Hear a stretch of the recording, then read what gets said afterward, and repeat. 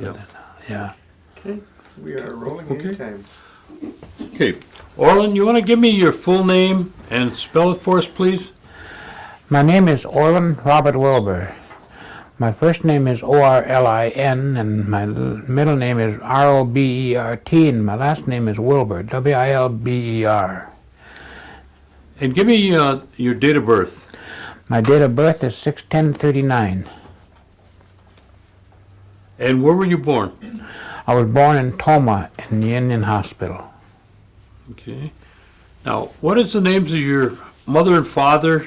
And tell me your mother's maiden name.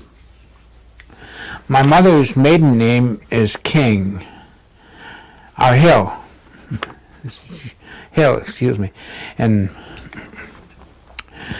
my father's name was Jed Wilber. And Jed Wilber, and your mother's name again? her is Ethel Wilber. Ethel Wilber, and Yeah. her maiden name is King. No, her maiden name was Hill. Hill. Okay, I'm sorry. All right. Do you remember your grandparents at all? I remember my dad's grandparents, just a vivid remembrance, and it's not very clear. But I do remember my older sister holding me up by the coffin when he died. I see. So they were passed away when you were old enough to remember then. Yes, Okay. and I don't remember my mother's parents at all. But his name was John Hill, and my mother's name was Louise Hill. And my mother's mother's maiden name was King. Okay. Okay. Now, can you tell us the And my grandfather on my mother's side, John Hill, he had two brothers, Wilson Hill and Dave Hill. I remember Wilson Hill, but I don't remember Dave. I see. Did you spend any time with either one of your grandparents? No, never. They were dead and gone before I was born. Now, all right, let's talk about your mother and dad. What was the occupation that your dad was in? My dad was a logger in the woods. He did most of his time logging in the woods. Did he ever talk about what kind of education he had? I don't know. He was a Catholic as a young man, I guess, or young kid. So he had some Bible knowledge. But I don't know what, as far as in school, how much. He could read and write quite well and was quite knowledgeable. And where did he work mostly? He worked all over in the woods in the northern part of the country, in Wisconsin and Michigan, and logging and stuff. And where did your mother? Did you know where your mother went to school at all? She didn't go to school very much. Maybe she had about a fifth grade education someplace in there. Okay. And when did do you know about what time your parents got married? Oh, let's see. Probably about someplace around 1920, 21, someplace in there. And where did they live when they got married? Did they ever tell you? They lived up on the Stockbridge Reservation in Morganside and around there in Shawano County. Okay. Most of their life. That's where all of us was born. All from up that way? Yeah. Mhm. I see. And that's where you lived after you were Yeah. born in Toma, but you were living up, the family was living up in Morgan Siding. Yes. Okay. Okay. Now, I'm going to ask you to show us that picture and try to name all your relation there. Well, I'll start. Well, this is my father here, and this is my mother, and this is my brother Walter, and this is my other brother Jimmy, and this is my brother Jed Durrell, his name was. He was named after his father. And this is my brother Rodney, And this is my brother Merlin, and this is my brother Parnell, and this is me, and this is my sister Helen, she's the oldest, and this is my sister Alice, and this is my sister Ramona, and this is my sister Christina, and this is my sister Robin, and that's it. And that's me right there on my dad's lap. Boy, that's a big family. Your dad had to cut a lot of wood to feed that family. Yeah, to keep us warm too. Now, how big a place did you have up in Morgan Siding? Well, we lived in a log house. It was my uncle Manny Bowman's log house. And we lived in there, we did, and that had a downstairs and an upstairs. It was an old-fashioned log house, so that was quite roomy, that was. And so, but it was all one room upstairs, and we had it partitioned off with blankets and stuff, for privacy, And then my folks slept downstairs. And Now, did you have running water or electricity? No, nothing. Now, what was, did your dad work around that area? Yeah, he worked all over for different people, small, loggers in business, people. What about some of your brothers? Did they also do lumber mill work? Most of them went in the service at quite a young age. Yeah, well, we all worked with them too. We did. We worked with our dad in the summertime, and in the weekends when school was out, we worked in the woods too. So. Mm-hmm. Did your dad or any of your brothers or yourself do a lot of hunting or fishing? Not much. And it was mostly out of season. We never knew what a hunting license or fishing license looked like. But we did quite a bit of it. But we just did it as we needed. If we needed meat for the winter, in the wintertime we went out and got a deer. Mm-hmm. And summertime, we did fishing, in the rivers and stuff. What about berry picking? Do you know quite a few spots up there? Yeah, I know pretty near all of them. We picked blackberries and strawberries and gooseberries, and we in the winter and in the summertime we'd pick leeks in the woods and eat them. And what did they use the leeks for? to cook them just like they're just a wild onion. Well, it's just like a wild onion, huh? And you cook the leaves and all, and the I bottom see. part, wash them off and cook them and eat them just like they are. They're really quite good, but nobody wants to be near you after you've ate them. Well, somebody told me that they would eat these leeks to clean your system out. Is that anything to that? I don't know if there is anything to it. We just ate them because it was something good food. We liked it. Okay.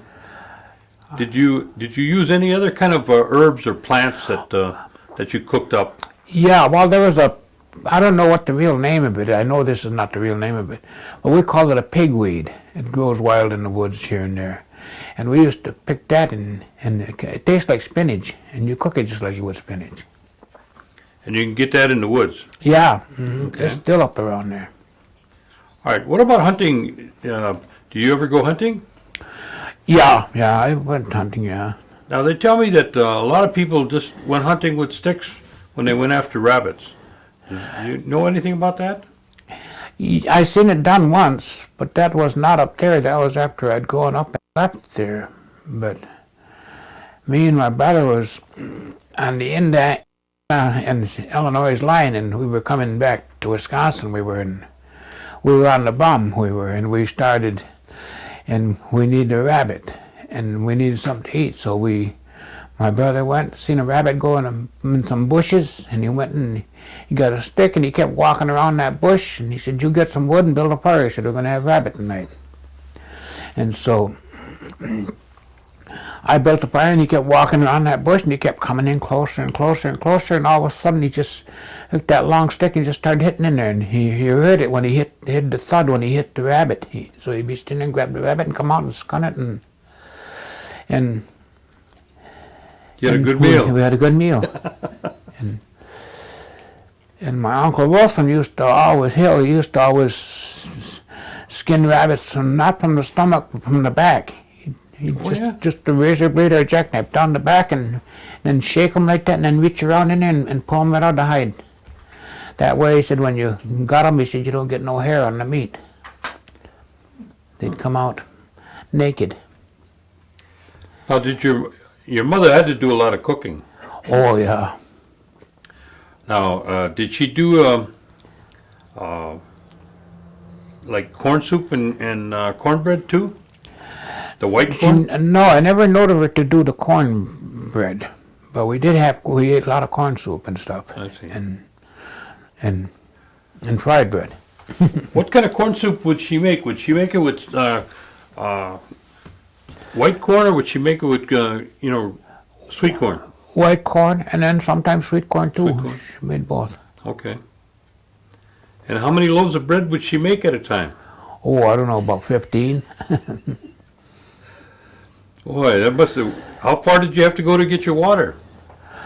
Well, we put a pump in when we built our own house on the reservation. We put a pump in, but before that, we had the place where we stayed had a pump too. Okay, now you say you're on the reservation. You're on the Stockbridge reservation. Yeah. Now, what were you part Oneida and part Stockbridge? Yes, I am. Yeah. How does that work? I mean, tell me the lines that it goes. Well, right now I'm on the Stockbridge Rolls. Oh, you are. But How much Oneida are you? well, I don't really know. I think I'm about 7/8 Indian altogether. My dad was 3/4 Stockbridge, and my mother said she was full-blooded Oneida, and so that would make me 7/8. I see. Do you know much about the Stockbridge Reservation in terms of how big it is? Not today, no. No. And who's the is the hunting pretty good up that way yet? Yeah, it's still good. Yeah. In fact, it's getting better as far as venison is concerned. Oh, it is. You know, they're getting more. You know. Why would that be? You'd think there'd be less, wouldn't you? Well, probably on account of this mad cow disease and stuff like that. And then I don't think that a lot of the younger generation is into that right now. Oh, that's you know. true. That's true. Too, you know, so. Now, when you had a family like that, did each one of you have responsibilities and chores that you had to do? Yeah, yeah. What was some of yours?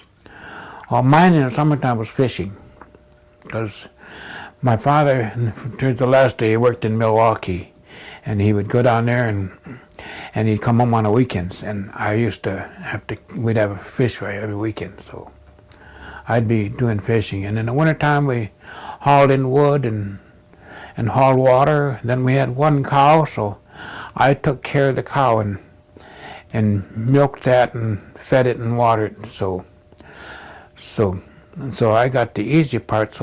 Because then my other brothers, they had to do the hard work, like go out in the woods and cut the wood and haul it up to the house and then haul it in the house and all that stuff and things like that. So, but they didn't like fooling around with the cow, so I just got the easy part.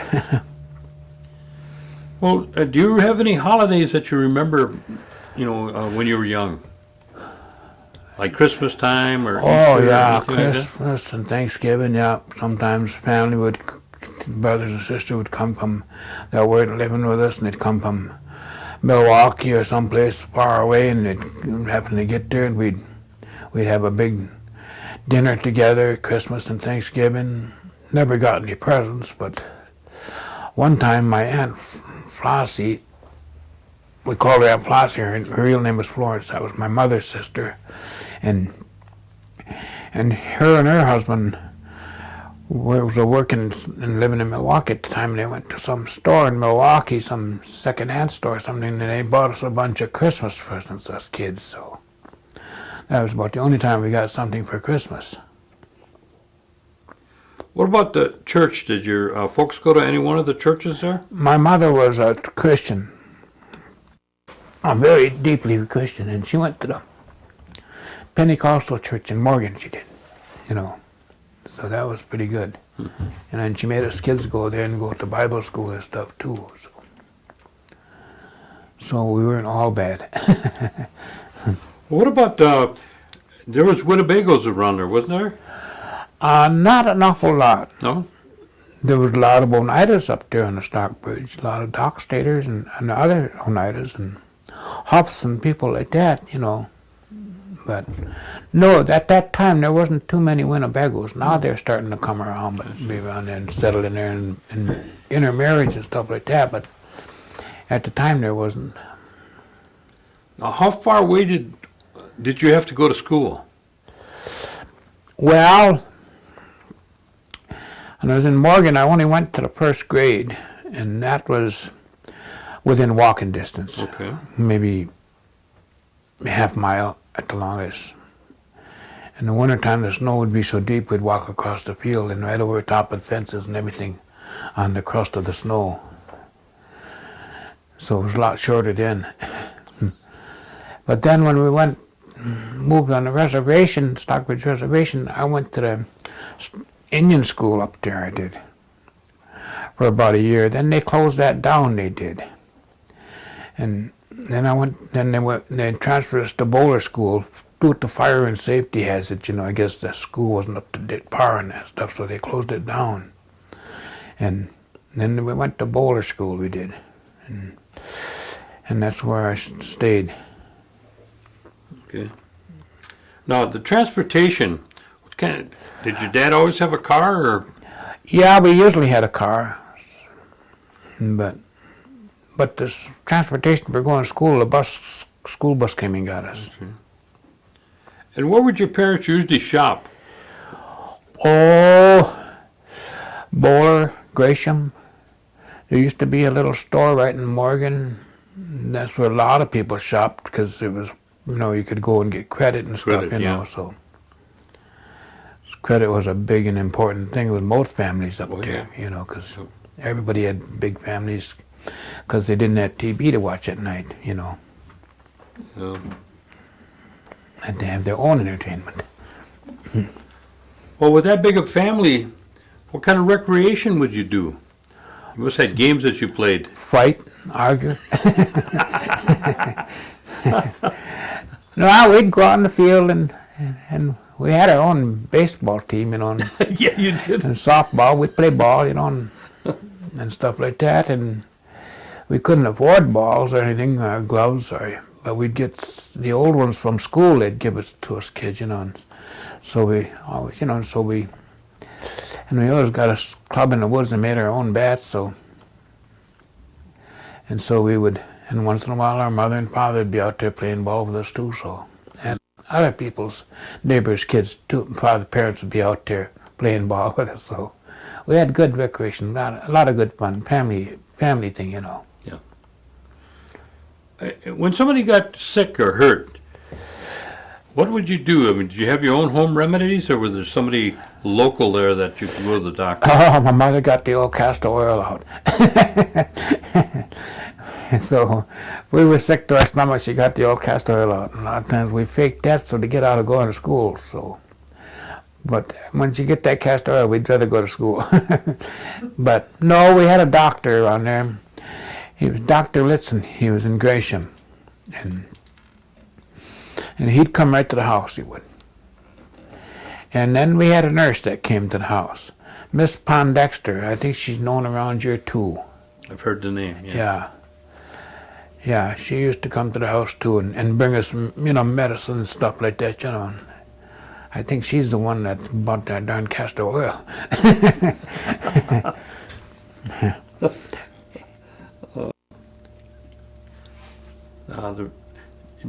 Was there any, when they had a funeral or a wake, in those days they had them all at home, right?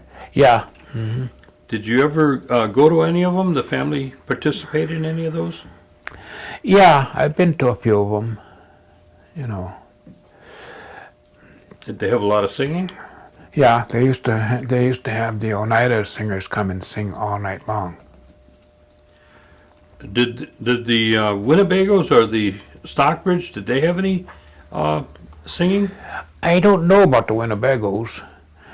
And the Stockbridge, their language has been lost. They're one of the oldest tribes there is probably in the United States. And so their branches off in different tribes of Indians like the Seminoles and stuff like that. And so their language has been lost many, many years ago, so they don't have no language. I guess they're finding traces of it and coming back with some of it, but right now today, And your parents, did they speak Oneida or Stockbridge? my mother spoke Oneida. Oneida? Yeah, and no, my dad, there was no such thing as a Nothing Stockbridge language. Okay. And my dad spoke Oneida. Now, did you have an opportunity to learn anything when you went to school about the Oneidas or about the Stockbridge Nation? Either one of them? Nothing in, Nothing. that meant anything, because Okay. my mother would not, I'd hear her and my uncle once in a while sometimes speaking Oneida, and my dad, sometimes. But as soon as us kids come around, they'd stop it just like that. Because she said it's very ignorant, she said, because we went to a white school, she said it's very ignorant to speak a language that someone else don't understand in front of other people. So they never taught us to speak Oneida,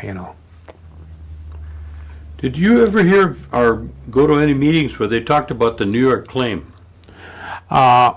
Nothing in particular that I can remember, or anything yet. And you don't know if your mother and dad were involved in any kind of tribal politics?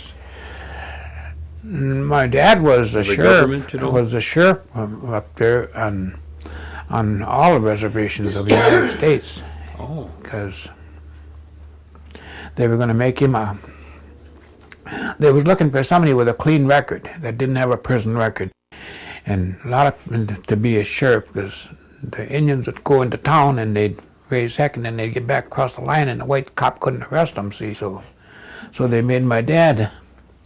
They had to have an Indian job, so they made my dad sheriff. They wanted my dad to be a deputy, and our sheriff. And my dad said no, he didn't want it. He didn't put in for it. But then they said, well, if you don't, we'll deputize you, and you get a lower wage. So he said, okay, so I'll go for it. So he got the job. But that was part of his bar living too, that he got that job. Mm-hmm. So then they made him United States, because he could go on any Indian reservation in the United States, and make an arrest.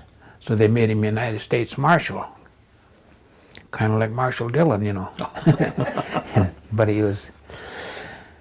he didn't go very far, I think he went up on the Chippewa Reservation and around reservations nearby, a few times, All right. You started school then. Yeah.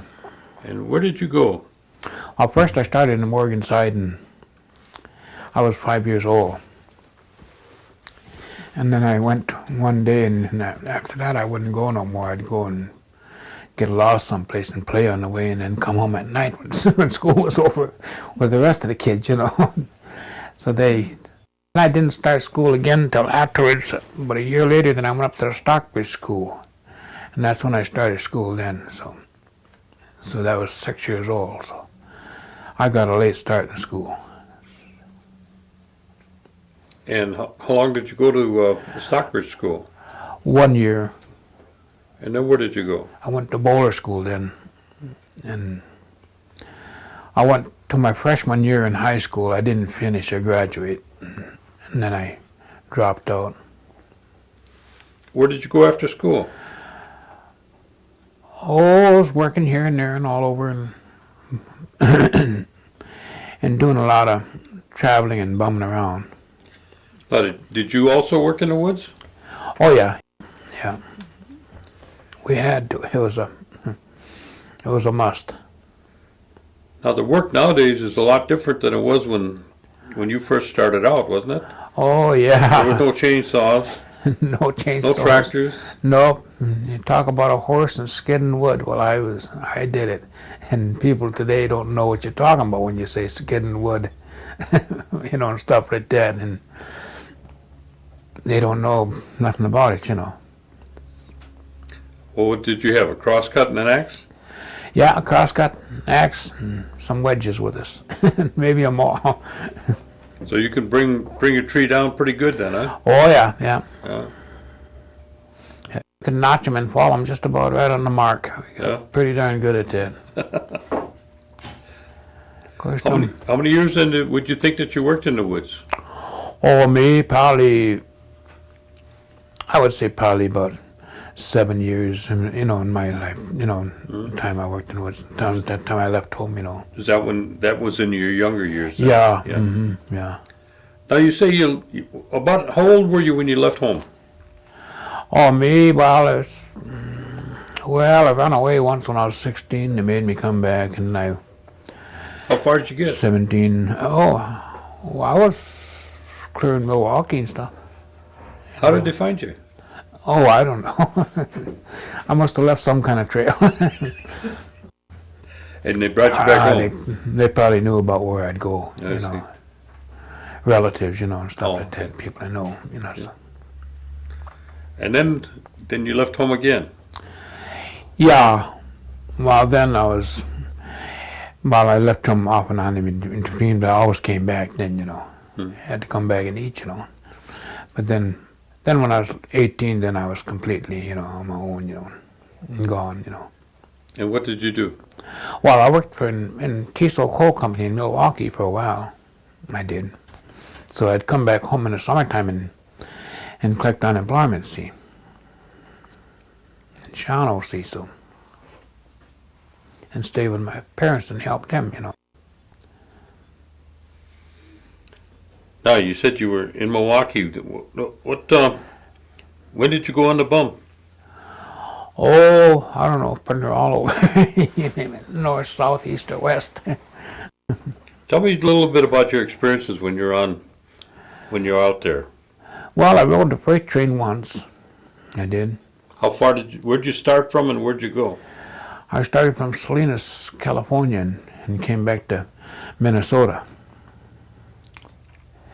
On the rails all the way? Yeah, on the rails all the way up. How many jungles did you stop in? Two. Two? Yeah. How big were they? Well, the one in Salinas, California was big. The one in Minneapolis wasn't too big. Mm-hmm. But you meet some interesting people.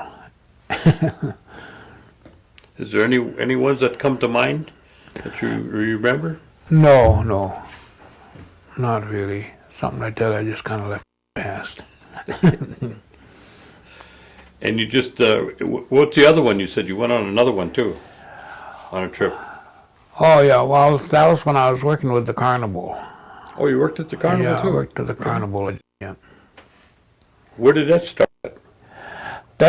I got on that in Milwaukee. And I come all the way up north, clear up in Sturgeon Bay, Antigo, all over Bell City, was it. And then then after that, when it started getting colder, then we went down south, we did. And I worked all over the south, because it stayed warmer down there. And then we wound up in Bell City. That's where they're originally from, Bell City, Tennessee, and that's where they stayed, and that's where they're. And then after that, I went to work with a circus, I did. And I worked for about a day and a half with a circus in Nashville. And I quit there, because I worked in in a tent where there's about 10, 15 elephants, and we had to get a scrubbing brush and a ladder and climb up on them and scrub them and wash them down and then clean up behind them. And that was too smelly of a job for me. And that heat and all that, and that tent inside, and 15 big elephants. That was too much. I walked off on that job. And that's when I come back to Wisconsin. I see. How did you like the carnival? It wasn't good. No? It was an experience, it was, but it wasn't good. They paid me $5 a day plus my room and board. My room and board was if I could find a good semi-tractor trailer or get it, if I got lucky, I'd get into a cab of a semi. But most time I slept underneath the trailer, I did, with my blanket roll and stuff, because that kind of weather down there was too hot for me. I wasn't used to it, so I'd rather sleep outside. But otherwise, it was pretty nice, it was. It was a good experience, it was. But I got $5 a day, and my board was I had a card that I just stood back and showed. I went to any stand and I could eat hot dogs and hamburgers and all that stuff, and boy, you get pretty tired of that after a while. You meet a lot of people too, huh? Yeah. I did meet a guy from Wabeno, Wisconsin there. And, the tents and the shows and stuff on the side, he had that. And so I would help with him, work with him once in a while and do some odd jobs for him, And he would, once a week, him and his wife, he would take me out to some town to a good restaurant meal, So that was quite nice, because I worked with him, helped him out here and there, and I never charged him, About how long did you the carnival then? One season. Just one season? Yeah. Okay. And then you made your way back to Wisconsin. Yeah. Mm-hmm. Then what did you do? Well, that's when I come back there and worked around here and there in odd jobs. And worked in Mount Boulder there. I worked in Tigerton. I worked in this woods and stuff like that. And worked in a couple of small portable sawmills, and things like that. Now, did you start a family? No. My family was already started. All I had to do was move in. And what was who was that and when was that? I got stepsons, Cubby's sons, and I feel they treat me just like a father. Okay. And how many sons is that? Oh, that's 1, 2, 3, 4. 4? Yeah. Okay. And you give us their names? yeah, Bernie and David and Michael and Joe. Okay. And Cubby is She's the mother to them. okay. And where's she from? She's from Oneida. Right here? Yeah. Okay. All right. And then you met her where? I met her in Green Bay. Green Bay? Okay. And that was about what time? Oh, about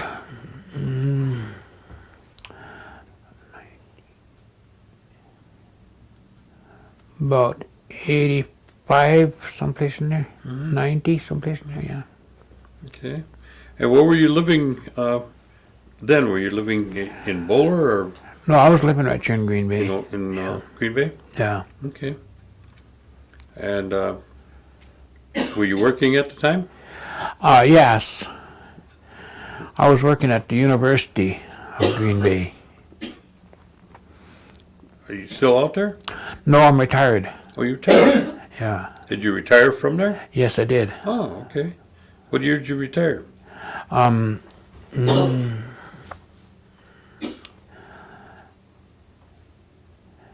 believe it would be 99. Now, since you retired, do you pick up any hobbies and like bingo or No. fishing or hunting or No, I don't do none of that stuff. no? I do my fishing in the grocery store, no limit. Well, that's all right too. Yeah. But I do work with a friend of mine. We do odd jobs here and there, little carpenter work, do you? little bit of odd jobs here and there, and he pays me a few bucks, and it's something that keeps me busy. And Keeps you busy. Okay. All right.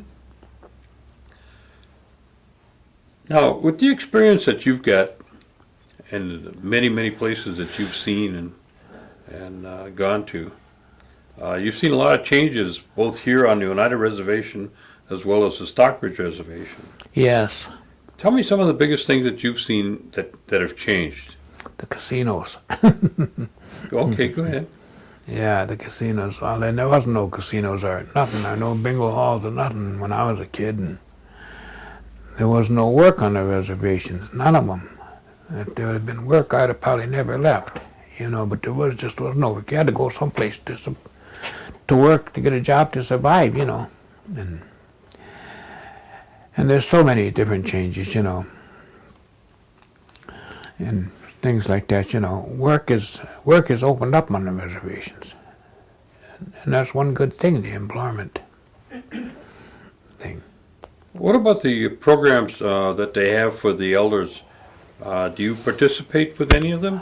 No, I'm not against them, but I don't participate in them because I don't think any of them would be of any value or use to me, Mm-hmm. And what kind of recommendations do you make to these young children that are coming up? What would you like to share with them in terms of advice? Oh, I would say they should have a change of life, kind of a backtrack, by having respect for their elders and things like that, and kind of stay away from some of this or look into it more seriously, some of this modern stuff. I think there's too many video games and stuff like that out there, and I think it's crippling to the mind. There's some of it that's good, but most of it is crippling to the mind. And I think they should be more physically active, because that would increase their mental value too towards things. They give them the axe and a crosscut, huh? Yes. Yeah.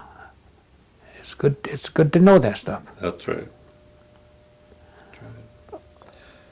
Well, is there anything additional that you want to share with us that I forgot? No? Okay. Well, let me think. Well, All right. We